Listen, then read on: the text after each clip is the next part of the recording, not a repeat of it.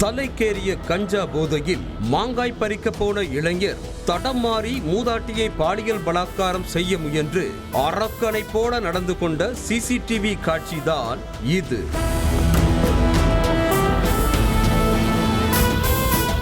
ராணிப்பேட்டை மாவட்டம் ஆற்காடு அருகே உள்ள கத்தியவாடி பகுதியைச் சேர்ந்தவன் நந்தகுமார். 19 வயதே ஆன இவன் கூலி வேலைக்கு சென்று வந்த நிலையில் மதுவுக்கு மட்டுமில்லாமல் கஞ்சாவுக்குமே அடிமையானதாக கூறப்படுகிறது.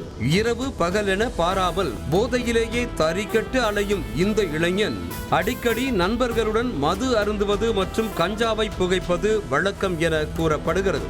அப்படி ஒரு நாள் கஞ்சாவை உட்கொண்ட அந்த இளைஞனுக்கு போதை தலைக்கு மேல் ஏறி போக நடந்த சம்பவம்தான் படபடப்பை ஏற்படுத்துகிறது.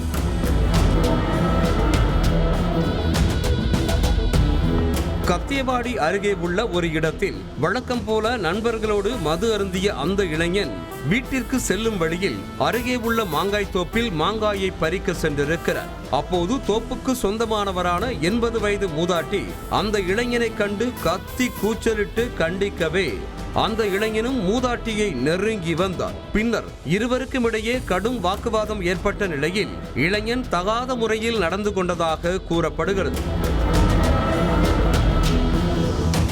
மன வளர்ச்சி பாதிக்கப்பட்ட மூதாட்டியின் மகன் உறவினர் வீட்டில் இருக்கும் நிலையில் மூதாட்டி மட்டுமே தனியாக இருந்திருக்கிறார். வீட்டிலும் தோப்பிலும் யாருமே இல்லாததை தனக்கு சாதகமாக பயன்படுத்திக் கொண்ட 19 வயதே ஆன இளைஞன் மூதாட்டியை பாலியல் பலாத்காரம் செய்ய முயன்றதாக கூறப்படுகிறது.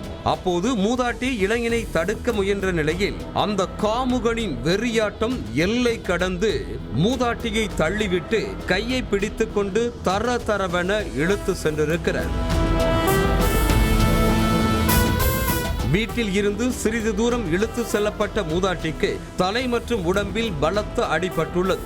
அதோடு செடிகளும் முட்புதர்களும் மூதாட்டியின் உடலை கிழிக்க சொல்ல முடியாத துன்பத்திற்கு ஆளாகி நிகழ்விடத்திலேயே பலியானார்.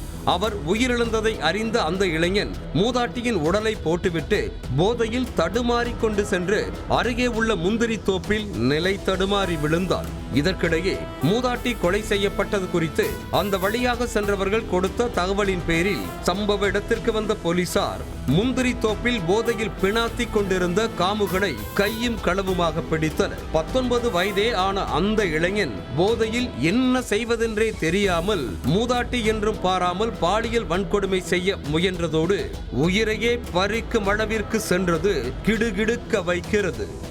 நியூஸ் தமிழ் செய்திகளுக்காக மாவட்ட செய்தியாளர் அருள் அரசன்.